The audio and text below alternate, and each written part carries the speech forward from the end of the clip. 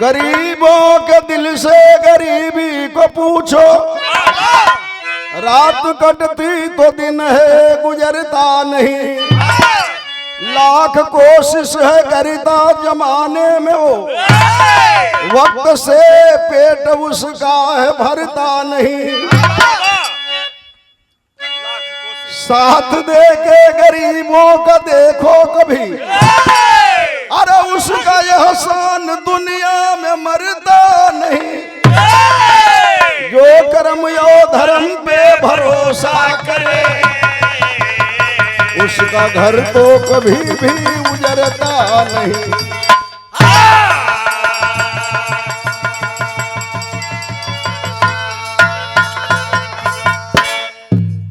जो कर्म यो धर्म पे भरोसा करे, उसका घर तो कभी भी उजरता नहीं।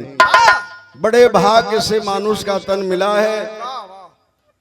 आदमी पैसे के पीछे दीवाना है जितेंद्र मास्टर साहब, लेकिन एक बिरहा से सीख मिलेगी समाज को कि कैसे कैसे समाज में इंसान पैदा है। कव्वाली बखोम ना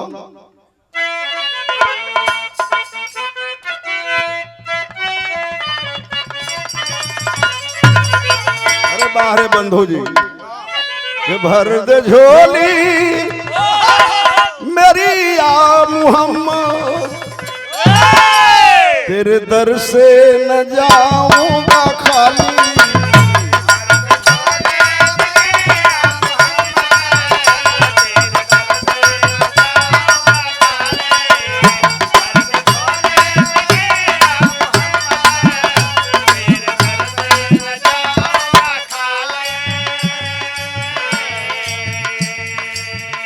बिरहा का बात सुना,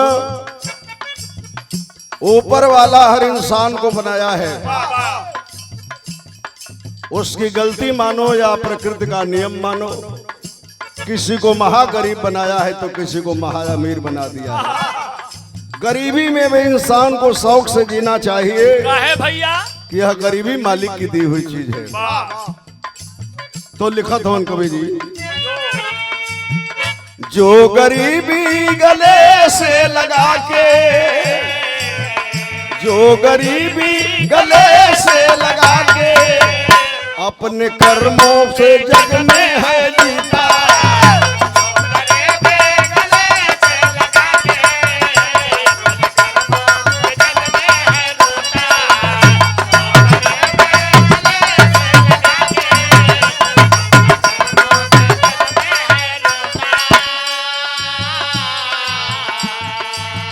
जो गरीबी गले से लगा के, अपने कर्मों से जग में है जीता। फर्ज पे वो कर्म को निभा के, फर्ज पे वो कर्म को निभा के, चैन की नींद जग में ना सोता।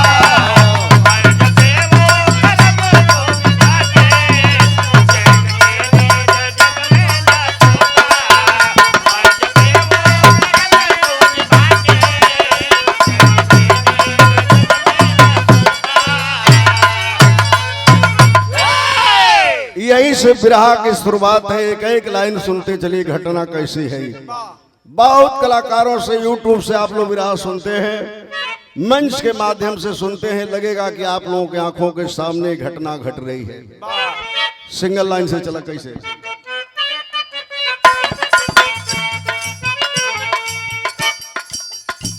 जहां में बड़े भाग्य से हंसाती जिंदगी,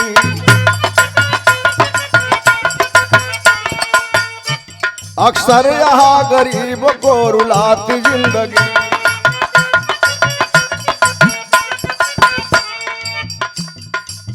मगध प्रदेश जो पटना के नाम आज बना है,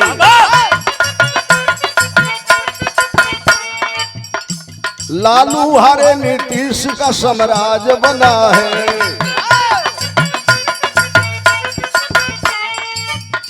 रणबीरपुर में यादव जहां श्याम लाल थे, पत्नी देवंती बेटा रोशन तंगहाल थे।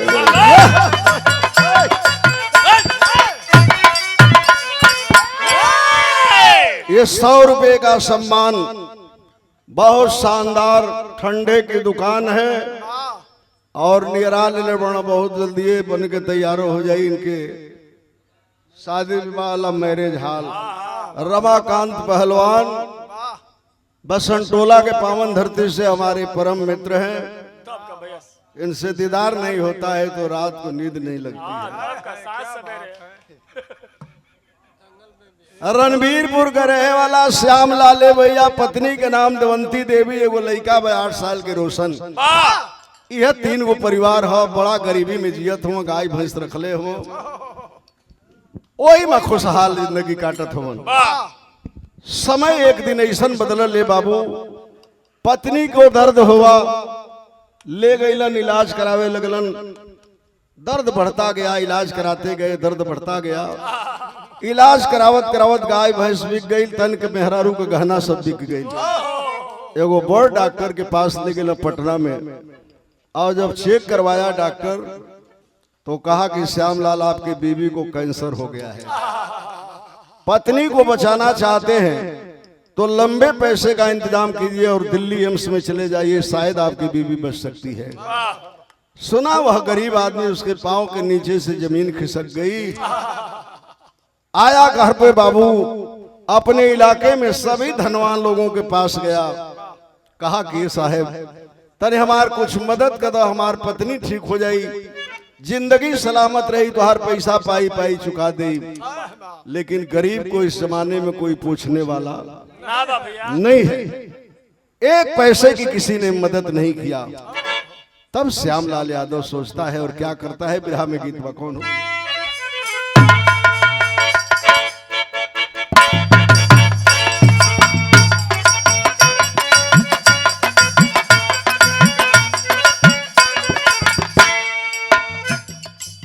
देखा अब जमाना कैसन हो गई बा, कैसन भैया, लड़कन के शादी ब्याह हो जाता, मोबाइल नंबर दिया जाता, रात दिन बतियोले में लाग जाता।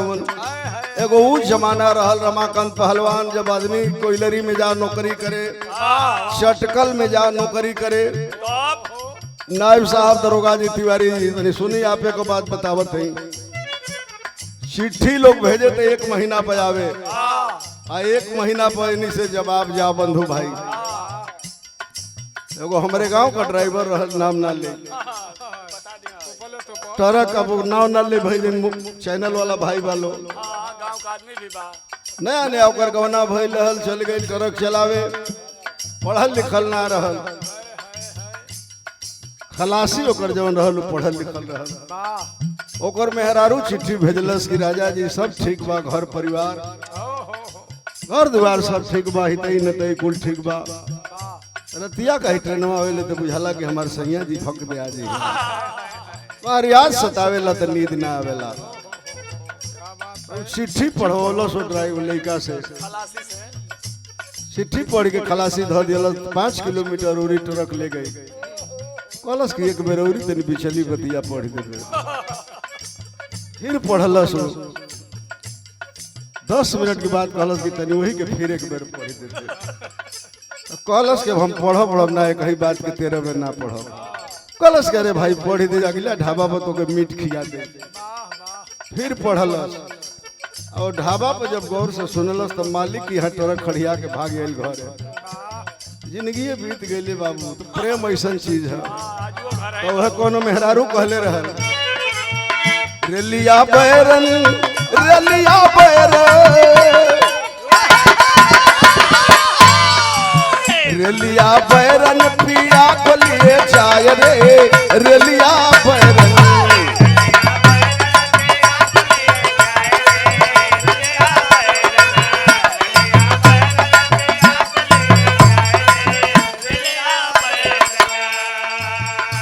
इतना लोग विरहा सुनत हुआ। जिंदगी में आदमी से हमेशा मुलाकात नहीं होती है। आज इस थाने पर कंचन मौर्य जी लोकप्रिय थाना अध्यक्ष हैं, आज हैं, साल भर 1.5 साल के बाद जब चली जाएंगी शायद हम लोगों से जिंदगी में मुलाकात हो।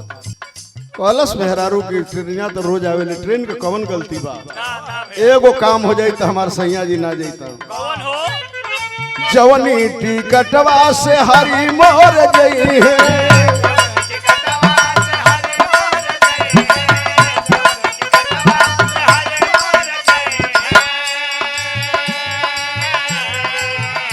अरे हे देवा बरसे टिकट गली जाओ रे रलिया बैरन पिया को लिए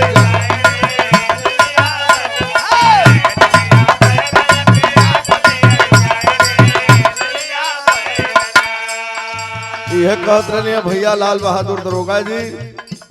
आज आप लोगों से मुलाकात है, विराह सुन रहे हैं, कल किसके साथ क्या होगा, जिंदगी में मुलाकात होगी कि नहीं कोई जानता नहीं। सोच रहा है गरीब आदमी की एक पैसे की कोई मदद नहीं किया, क्या करूं, कोई ना जाने केहू ना जाने,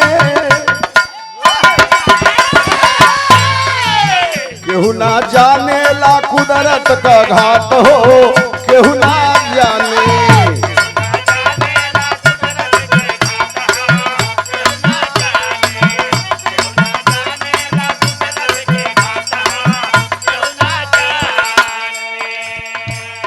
पत्नी को बचाने के लिए श्यामलाल वह गरीब आदमी क्या करता है बाबू, सुने बिरहा में कि शंकर सिंह के धैले गिरवी जमीनिया,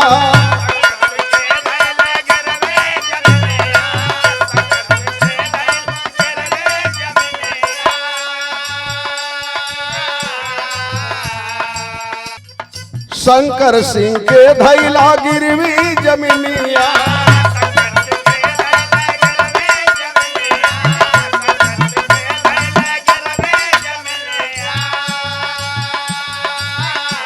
आ फिर भी बूता गईली घर का रोशनिया,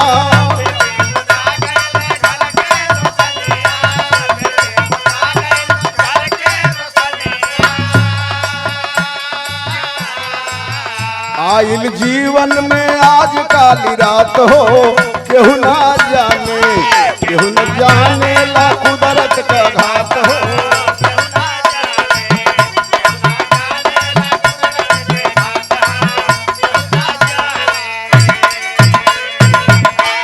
अपने ही गांव के बाबू शंकर सिंह के 1 बीघा जमीन रहल, ओके 1 लाख रुपया में बंधक रख दिलन। 8 वर्ष के बेटा को लिया, एक रिश्तेदार को दिल्ली फोन किया, पटना से अपने बीमार पत्नी को वह गरीब आदमी लेके चला गया दिल्ली।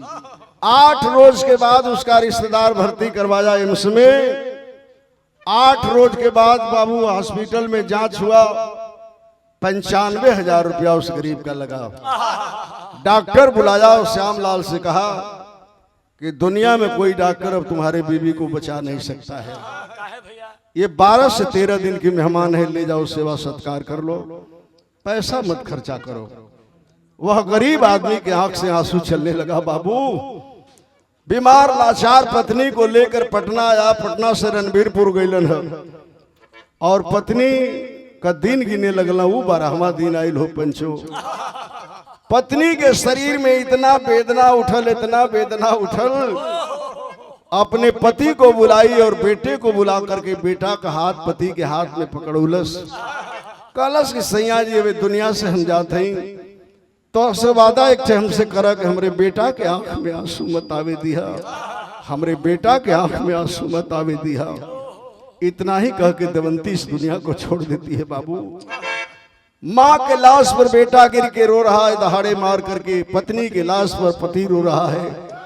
अड़ोस पड़ोस के लोग, गांव के लोग इकट्ठा भइल, समझावे बुझावे लगल। उहे गांव के लोग 10 रुपया 20-50 रुपया चंदा लगा के ले जाके दाह संस्कार करा दिलन, काम क्रिया करा दिलन।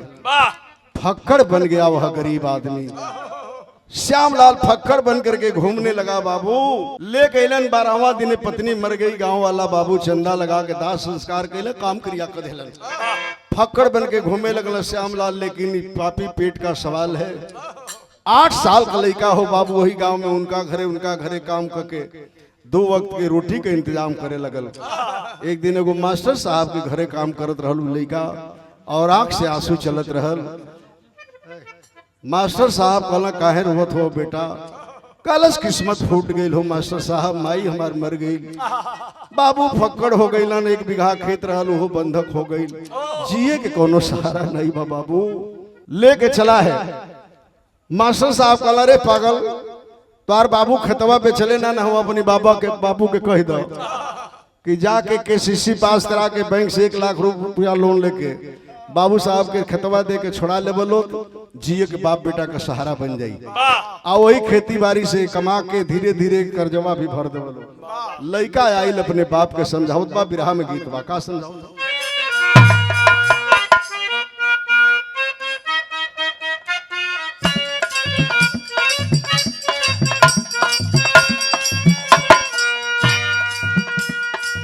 नारी के करना भरथरी होई गैला जोगिया, अरे होई गैला जोगिया हो, राजपाट दिहाला विसारन हो रा।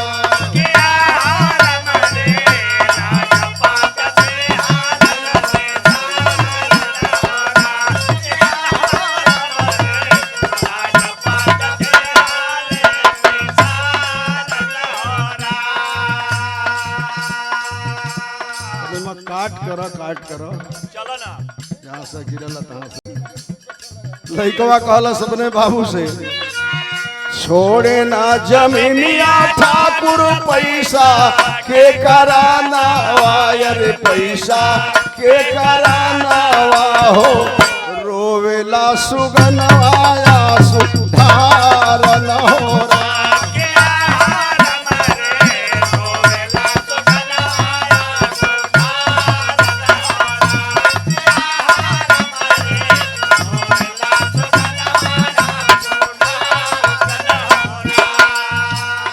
लइकवा अपनी बाबू से कहलस, रोशन की बाबू एगो काम करा, मास्टर साहब कहत रहल भैया क्रेडिट बनवाला जाके लोना वा कराला हो बाबू लोना,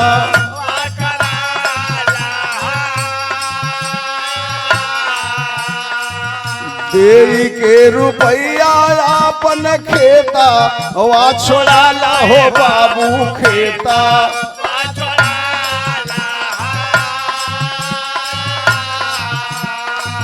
बाट ना ठिकाना बाबू दूनी या बेगाना वायर, दूनी या बेगाना हो, इहे बायरा जिया हमार नहोरा।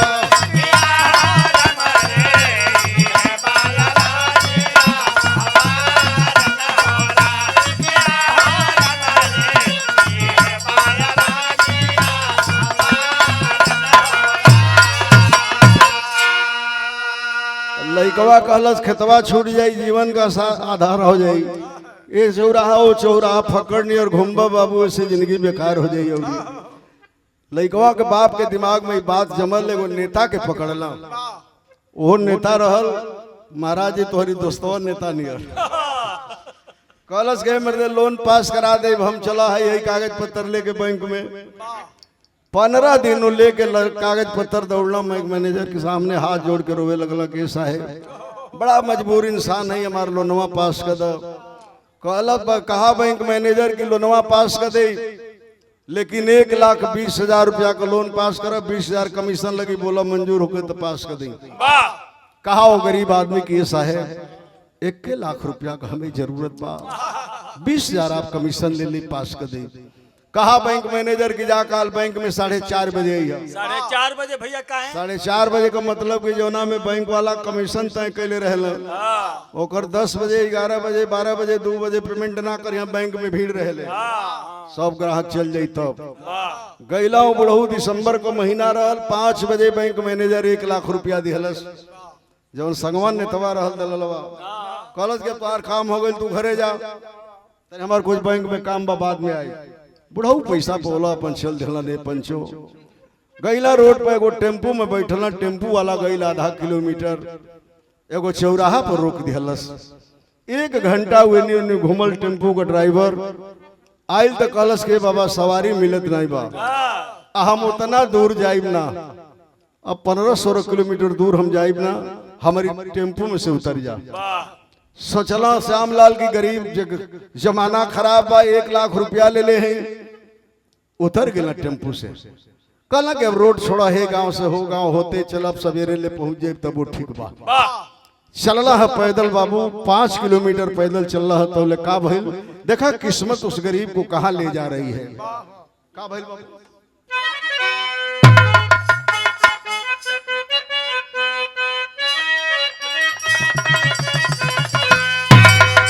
शादी ब्याह के अवसर पे के माता बहन गावेली कैसे भैया? कि पिया परदेश गईले, पिया परदेश गईले, अरे तार लागो टोपी अइले।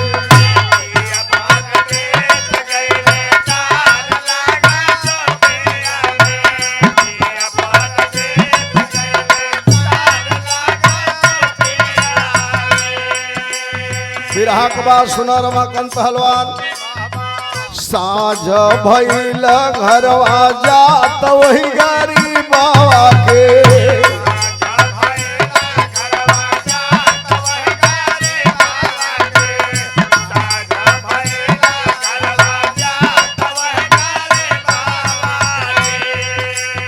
ओठवा सुखल बा मुरु जात वही गरीब बाबा के, सुना बात वही गरीब बाबा के। साझ भइल घरवा जात वही गरीब बाबा के।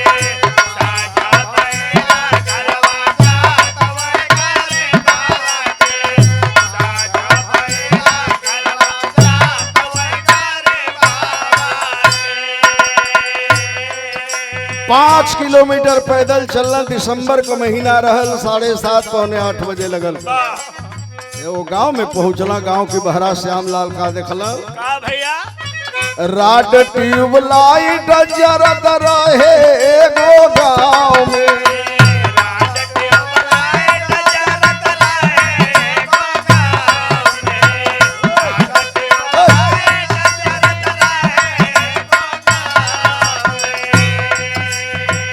लाग गईल पाख वही गरीबा की पाँव में।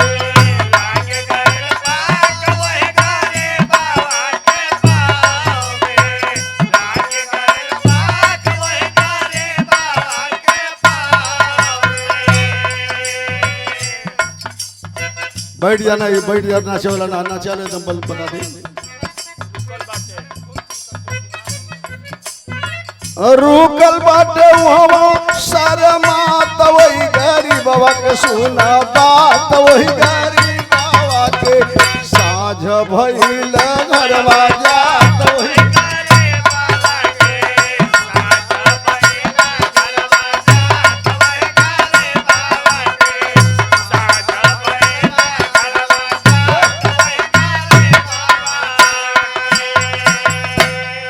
एगो छोटे समियाना लगल रहल, ओमा राड जरत रहल, ट्यूबलाइट जरत रहल। सोच गईला बगल में सहनाई बजत रहल बुढ़ऊ कि कोई के बराती आइल बा। कहला कि कोनो शहर था भैया हो। यह सोच के रुक गईला कि यही में एक पतल भात खाई, हमारे 1 लाख रुपया बच जाई, अपन चल जाए धीरे धीरे सवेर होई घरे। तवले सहनाई बजते बेटी वाला के द्वार पर बरात जाते हो। द्वार पूजा पर लड़का बैठे गई। श्यामलाल सोचला तनी हमहू चली द्वार पूजा देख ली। द्वार पूजा पर जब खड़ा भइलन त का देखलन, बिरहा में एगो गीत बा।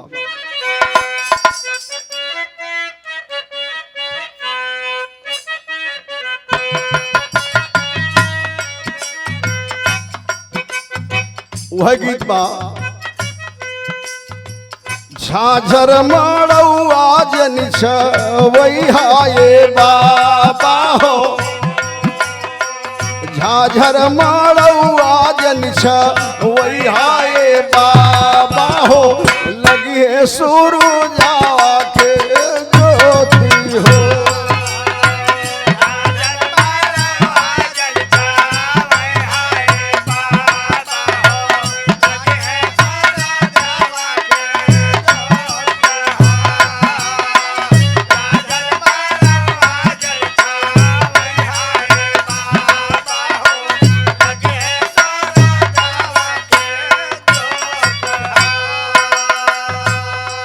गैला श्यामलाल दुल्हा उतर के बैठल द्वार पूजा पर का देखत हमन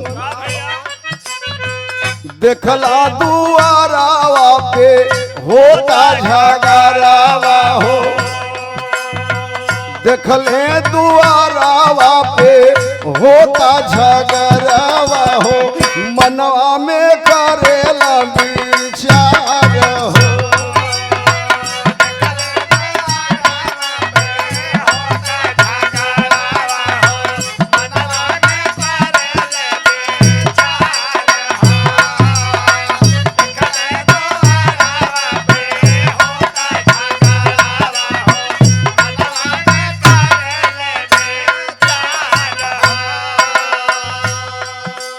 जो ही श्यामलाल खड़ा भैला मेहरारू मंगलचार गावत है लड़का बैठल है द्वार पूजा पर तो लड़का को बाप कहलस के समझी सुना अरे पके होश बा कहले रहला जौन 1 लाख रुपया बाकी बा कि द्वार पूजा पर हम दे दे तब पैसा दे ला पहले तब द्वार पूजा होई नहीं तो द्वार पूजा ना होई लड़का की बाप तो बात सुन के बेटी वाला बुढ़ऊ के आंख से आंसू चले लगल कहला कि ये समधी जी हम अपनी बेटी का ब्याह ना करत हैं हमार बेटी के ही बेटी व हमार नतनी है अपनी बेटी के सिवान प्रापर में बिहले रहली हमार दामाद मोटरसाइकिल का बहुत बड़ा मिस्त्री था ये हमार नतनी 2 साल का रहले साहेब हमारी दामाद का एक्सीडेंट हो गई मर गई हमार दामाद बड़ी गरीबी में हमार बेटी रहले लेकिन हमारी नतनी के जगह पढ़ौले बा गरीबी में सिवान जिला के अंदर कोई के बेटी इतना पढ़ला में टापर नहीं बा जे पैसा देवे कल लमाइन मौका पर मुकर गई हमारा आबरू बचा ले आपके समय से हम पैसा जुटा के दे दे लड़का को बाप कहलस के अब चढ़ा लिहला तो लगल हमके सिखावे इस सिवान जिला के टापर होके चाहे पूरा बिहार टापर होके उससे हमारा मतलब नहीं खे आप बहुत बतियाई नहीं न तब बारात लेके जाई कहलस का कहल पिया के मंगिया से नूरा वो ना खिली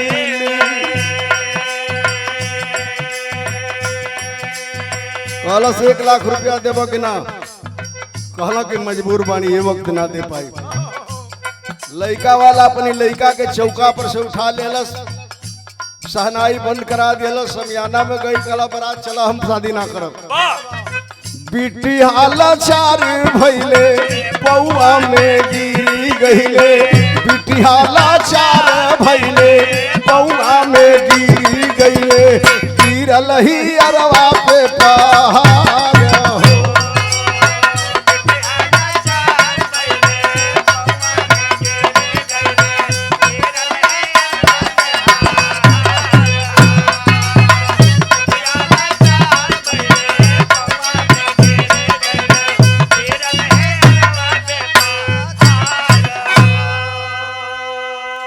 बारात जाए लगल हो बिरहा सुने वाला भाई लोग सब बरतिया गाड़ी में बैठे लगल आज वो गरीब के दरवाजे पर जहां सहनाई बज रही थी मातम छा गया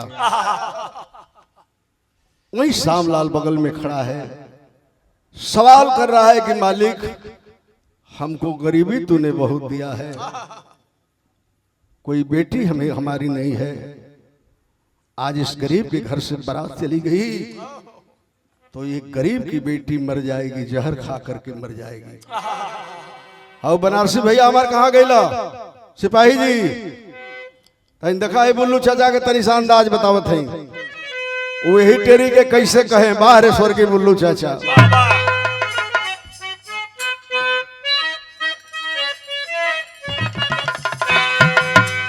तब सिपाही भैया रेडियो का जमाना रहल प्रसारण आज 8:20 पर की महमूरगंज वाराणसी से 2:20 पर बुल्लू यादव की बिरहा आएगी लोग रेडियो लेके बैठ जाओ वही मकाम में बुल्लू चाचा कियर मोरे राम नैनों में पृथ्वी राज बस गई सवारी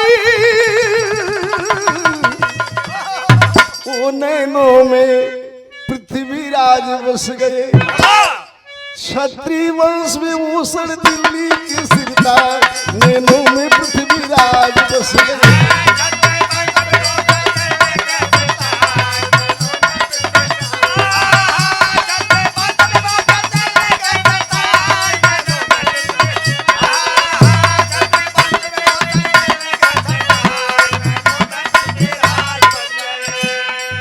यही पे वो बानगी मारा बंधु बाबू। काके जिया मती डा सुना हमारी गुजरिया, अब ईता गोरी तोरी काची रे उमरिया। अरे जिया बुढ़ाऊ लारी ला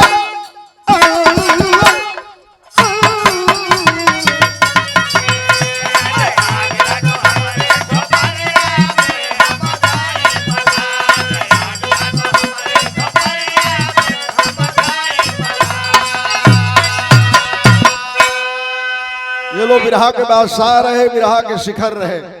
बात सुनो तन बिरहा के। गया वह गरीब आदमी दौड़ते हुए लड़के के बाप के पास, कहलस के साहेब पैसवा हम ही के देवे के रहला, इला में लेट हो गई। हाई 1 लाख रुपया लो, बारात वापस ले चला, ले चल के शादी करब। लड़का के बाप जब 1 लाख रुपया पौलो साथे में, तो गिनलस 10 मिनट, कहलस कि जब 1 लाख पूरा देखलस कि बा, कहलस कि रिश्तेदार होखे तो रौरी नियर होखे। काहे नहीं भैया? अब कहलस सनाई वालन के बजावत, चला बरतिया चला हम बियाह करब। गाड़ी में बैठ, गाड़ी में से उतर जा। आइल द्वार पर फिर बारात, लोग पूछे लगल कि चाचा कहाँ का रहे वाला हो, तने अपन परिचय बता दो। कहलो श्यामलाल के बाबू है, ये ना काम आइल बताओ, आगे देखल लो। ए बरतिये मारी सवेरे सब बता के जाई। सगरी काम संपन्न होके लगल, लड़का बैठ गई, द्वार पूजा भइल, ब्याह संपन्न होके लगल, बारात खाए पिए लगल, समियाना में नाच शुरू हो गई। वही में जाके बुढ़ऊ बैठ गई। 2 बजे नाच बंद हो गई। 3 बजे वो गरीब आदमी के बेटी के विदाई होके लगल। जब वो लड़की कार के पास रोवत आई, रोवत जब कार के पास आई लड़की, कहलस कि ये नाना तनी वो इंसान से दीदार करा दे जो तुहार द्वार का मर्यादा रखल। जब सुनला बुढ़ऊ की बुलावत, ये लड़की हमसे भेंट करे खाती, आंख में आंसू लेके बुढ़ऊ धीरे से निकल गई। बड़ा खोजला लोग नहीं मिले, लेकिन बिरहा में विदेशिया में कवि लिखत हो।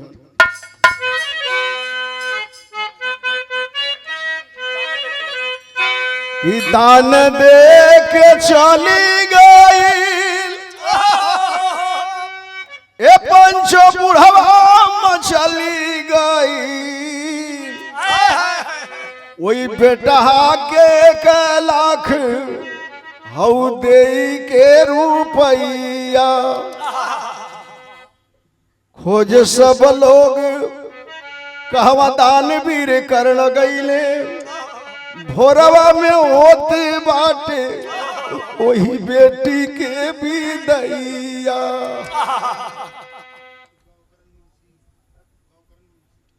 और स्थाने के लोकप्रिय मुंशी परमादरणीय गौकरण भैया की तरफ से सादर 100 रुपये का सम्मान, मालिक सुखी रखे। सब पंचन के नमस्ते प्रणाम। तब बाबू के दुलारी प्यारी ए पंचो बेटी मन मार रोवे, भोरवा में होती बाटे वही बेटी के विदैया। गरीब की बेटी तो कैसहू विदा हो गई, लेकिन श्यामलाल पैदल जब सवेरे पहुंचल न घरे, खूंटी पर अपन कुर्ता टंगला हो। बिरहा सुनने वाला भाई लोग, 8 साल का लड़का बाबू को पाकिट टोलस का कहलस कि रोशना पूछला कहा, अरे बैंक वाला धन बाटे, अरे थैली में बाटे तो हरी कोना रुपैया।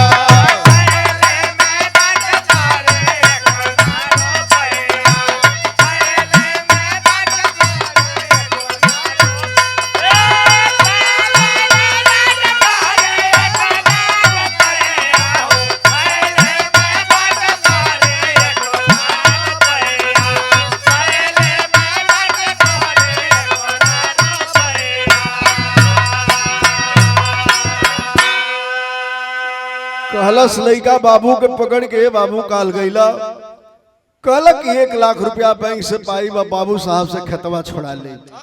पैसा ना मिलल का बाबू, बैंक से पैसा ना पौला। काल गईला, रातों ना हुआ, बाबू आ जाइला, पैसा ना मिलल का हमार बाबू, पैसा ना पौला। गोद में पकड़ लेला गरीब आदमी अपने बेटा के, कहला कि ये बेटा पैसा मिलल जरूर, लेकिन गुंडा हमारे पीछे लगला, पैसा छीन लेला।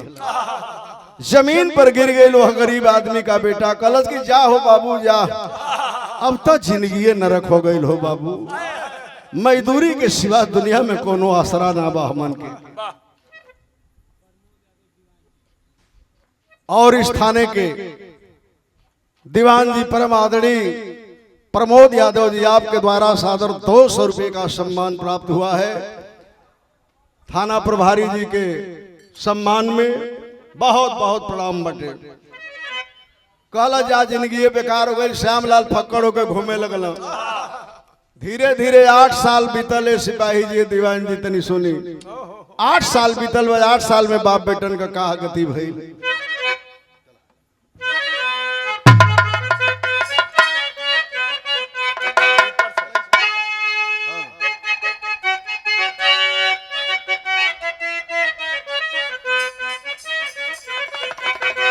ये गीत के अबे पंकज से सुन लो, बिरहा का बात सुना कि भार बढ़ी गईले,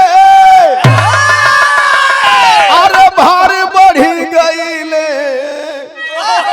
वही करजवा का भार बढ़ी गईले। और रोवे बाप बेटा वाला चार होकर रजवा का भार बढ़ी गईले।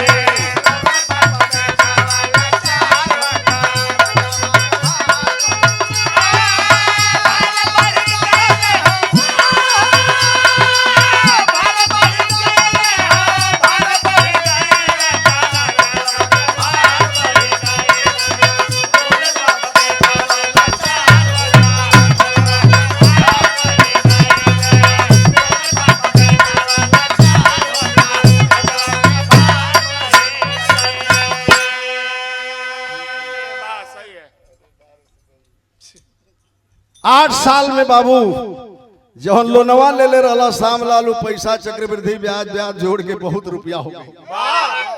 बैंक वाला लगला दौड़े, दौड़त दौड़त बैंक वाला हार गया, जगह पास चवन्नी निखे का जमा करी। आखिरकार बैंक वाला वो मामला के तहसील में दे दिया। आज जब तहसील में दिया तो का भइल कि बैंक अधिकारी दुआरा से हारी गईले। और पुलिस के जवान आके और गिरफ्तार कईले, कर जावा का भार बढ़ी, हो कर जावा का उछलिया नीता फटकार, हो कर जावा का भार बढ़ी।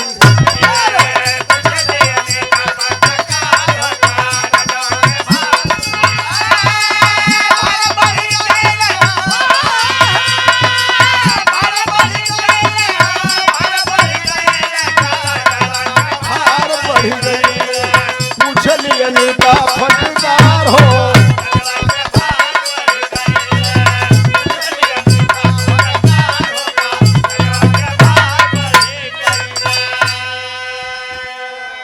पकड़ के आखिरकार एसडीएम के आदेश पर सिपाही अइला, जीप में पकड़ के श्यामलाल के ले गए, ले जाके बंद कर दिया तहसील थाना में।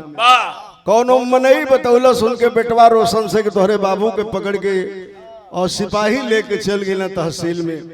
नंगे पांव गरीब आदमी का बेटा भगते हुए गया और सलाखों के अंदर देखा कि मेरे पिताजी बैठ के रो रहे हैं। मालिक से सवाल कर रहा है कि मालिक अगर आप इतनी गरीबी नहीं देते मालिक, तो हमारे बाबू ये पुलिस के जवानों के हाथ से पकड़ाई ना होता है, कटघरा में रोता नहीं। अंदर बाप रो रहा है, बाहर बेटा रो रहा है। तो ले कुछ देर की बात है पंचो, एसडीएम के आवास के ऑफिस के सामने कुर्सी मेज सब लगल, संतरी खड़े हुए, सिपाही खड़े हुए और आदेश देती है। सिपाही पकड़ के लेके गईला, श्यामलाल के पेश गईलन।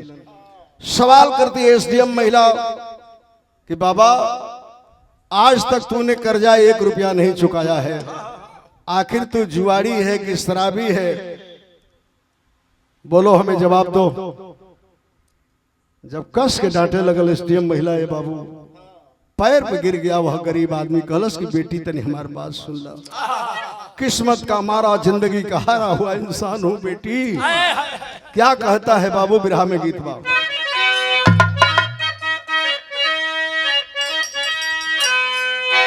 वह गीत बजा दिलन, अरे डूबी मरबे रजऊ, अरे डूबी मरबे रजऊ, जई बजो पूर्व की दसवा।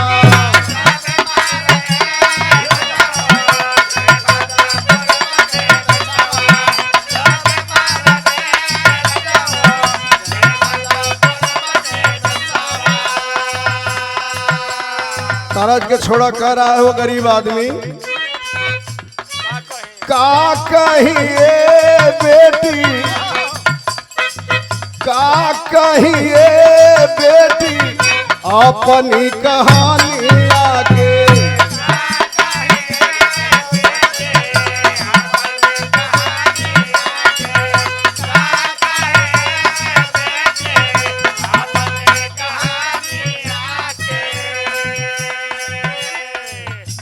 का कहिए बेटी, का कहिए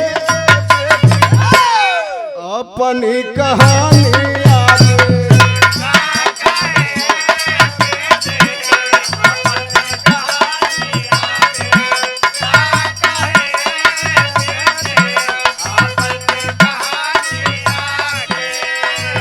रोवे तहसीलिया में, रोवे तहसीलिया में भाई के चरनी आगे।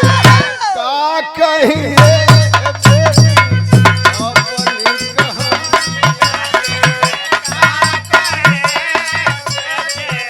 पड़ली बीमार नारी, कैली हम दवाई आगे।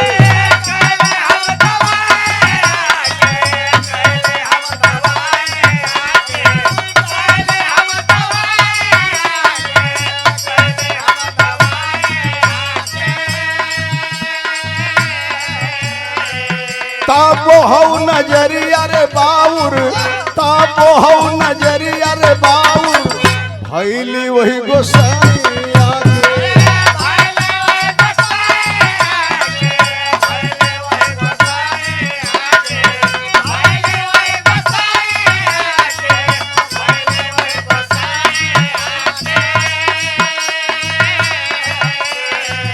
नाई हम बचाई रे बवली, नाई हम बचाई रे बवली, अपनी भगिनिया के। का कहिए बेटी अपनी कहानी,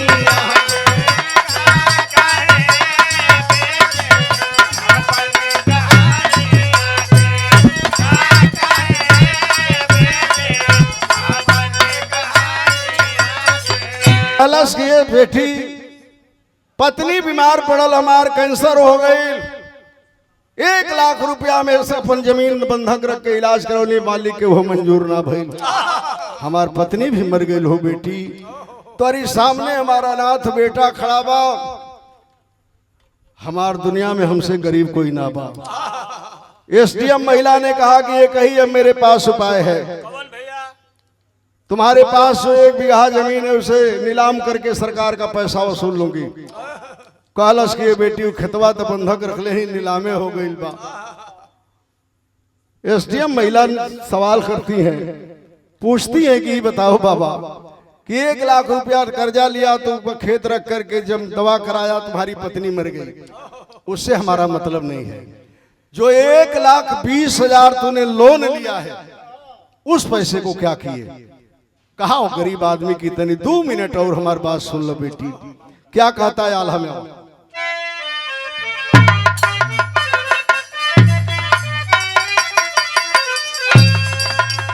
कहला कि खेतवा छोड़ावे बदे आउए लोनवा करवली हो बेटी।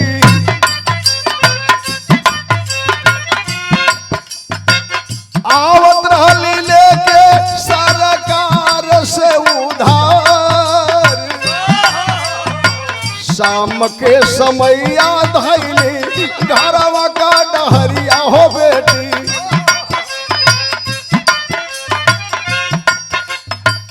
आवत हम के रहिया पीछे हो गई अन्हार। कहलो श्यामलाल यादव एसडीएम साहिबा से कि ये बेटी 1 लाख रुपया मंजूर करौली, लोन 1,20,000 का करेला, 20,000 कमीशन ले लिया। 1 लाख रुपया ले साधन ना पौनी, आवत रहली पैदल, घर हमार दूर रहल हो बेटी, तनी सुना कहाँ पहुंच गईली। गौवा गुलौरी आइल रहे एक बरतिया रे बेटी,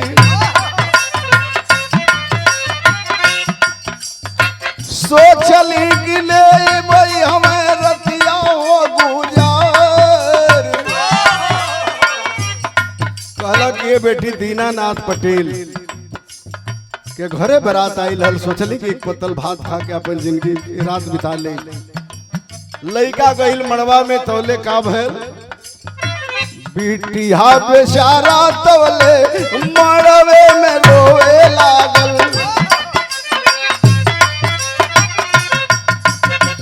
1 लाख रुपया बदे भइल तकरार।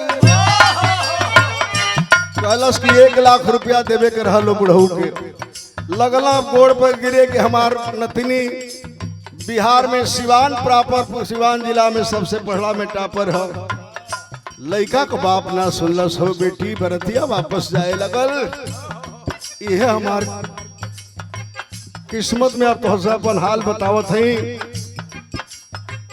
कि नेकी करके हमारी जिंदगी बेकार हो गई। का कह दिली 1 लाख रुपया हम बेटा हवा के दई हो दिली, ले हाली गरीब कई जतिया हो बार। आज लेना जुटल 1 लाख रुपया हमसे, घूमतानी आज हम बन के खरीदार। कहला वही गरीब आदमी के बेटी सोचली मर जाई हो मालिक, भले गरीबी हमके खूब दिले हो मालिक। ए बेटी उहे पैसवा वो बेटा वाला के दे के वो गरीब की बेटी के शादी करा दिली। हमसे मुलाकात करे के वो बिटिया कहे लगल हम भाग चलनी है वो समियाना से निकल के। इतने बात बढ़ू कहला ये बाबू, फफक फफक के एसडीएम महिला रोने लगी। भैया हो फफक फफक के एसडीएम महिला जब रोने लगी, सारे अगल बगल सिपाही जो खड़े थे, क्या हो गया एसडीएम साहिबा क्यों रो रही हैं? दौड़ के वह गरीब आदमी पैर पे गिर लिया कि बेटी हमार खेत नीलाम करके सरकार का पैसा ले लो बेटी। काहे रोवत हो बेटी, तू काहे रोवत हो? कहीं हमसे कुछ गलती तो ना कहा गई बिटिया, माफ कर दो। खड़ी हो गई एसडीएम महिला और कहती हैं कि बाबा हमारी रोला का कारण दूसर बा। का रोला कारण बा? तनी मुंशी जी गौकरण भैया बिरहा का आखिरी स्टेज है, का बतौली एसडीएम साहिबा की काहे रोवत तनी सुना इसनो इंसान बा।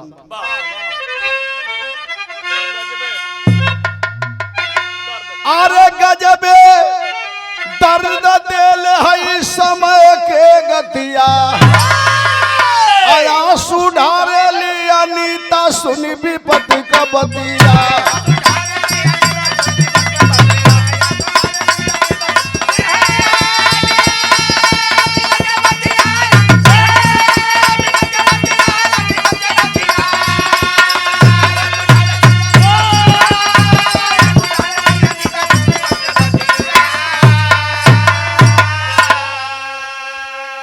मेन चीज सुनिए, मेन चीज कहल कर रही एसडीएम महिला कि बाबा जानत हो काहे रोवत है? तो सुना काहे रोवत है कि रोवली अनीता बिहराई के हियरवा, अरे तोहरे पैसा से हमके मिलल से नूरावा।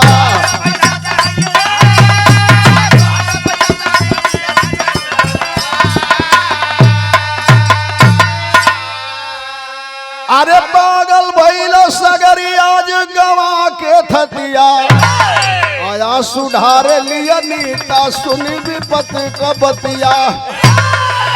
एसडीएम महिला वहीं बता रही हैं कि बाबा दूसरा कोई के शादी में वो पैसवा ना दिला, वो दीनानाथ पटेल का नतनी हम ही अनीता पटेल है। हमार विदाई होखे लगल बाबा, तोहार बड़ा तलाश करौली ना मिललो। सुबह शाम 2 घंटा मालिक से प्रार्थना कराई ना कि हे मालिक हमार जिंदगी वही दिन धन्य हो जाई कहिया भैया जहिया वो इंसान रूपी भगवान से हमार दीदार करा देबो। मालिक ने मेरे फरियाद को सुना है, भगवान कन्हैया ने आपसे दीदार करा दिया। कहलस के रो मत बाबू, सुना कहलस की रोवा जनी बाबू आया सली बापू गईली पाई। अरे आज सही रोशन बहामार सगे भाई।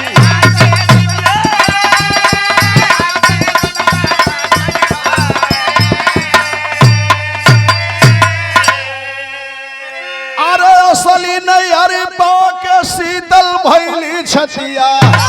आंसू ढारे लिया नीता सुनी विपत का बतिया।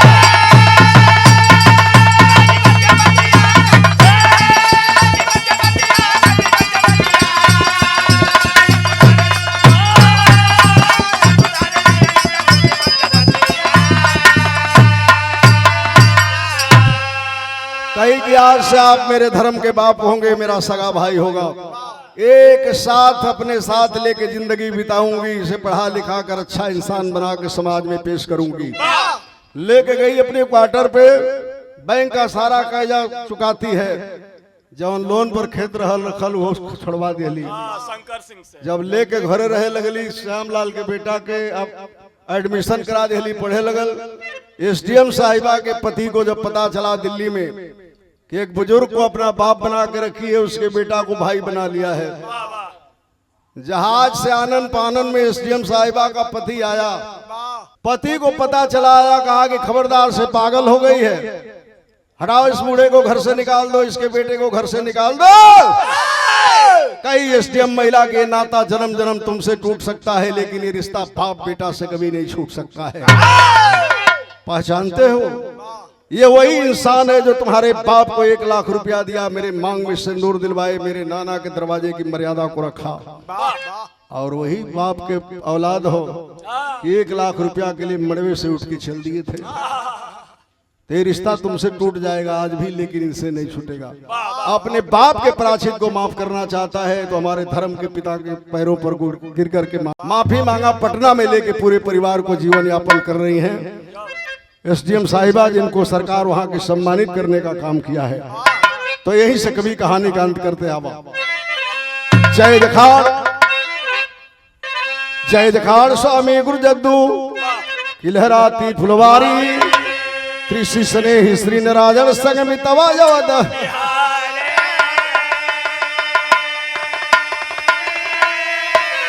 अरे सदुरवा जो ना पैहा बिटिया तो गौकरन राम सीसई करी है का सबुरवा। सनुरवा जो ना पैहा बिटिया।